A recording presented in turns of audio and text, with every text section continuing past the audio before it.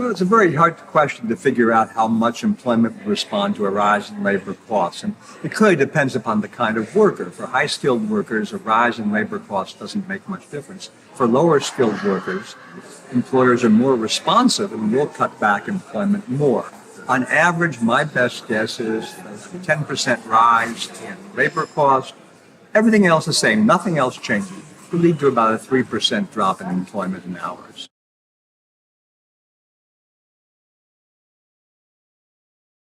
Clearly, there's an initial response. It takes quite a while for things to be fully realized. For lower skilled workers, the evidence is very clear. The responses are fairly quick, a quarter or 2 quarters.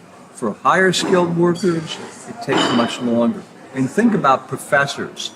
It's very hard, even if their wages rise and their costs rise, to get rid of them. Okay? It takes a long time before some will retire and you don't hire their replacements.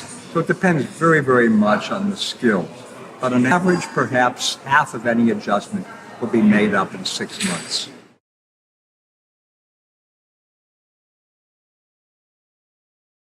Okay, remember, total work is the product of a number of workers times number of hours. Now think about it if you're a smart employer. You spend a lot of money training workers, searching for workers. And if you fire them, you got to pay them unemployment compensation. So typically the first response is to cut the hours of existing workers. It's only after you've cut hours somewhat that it pays you to start thinking about getting rid of workers. And even then you won't get rid of workers. You'll just stop hiring workers when others quit. So hours are the first margin of response.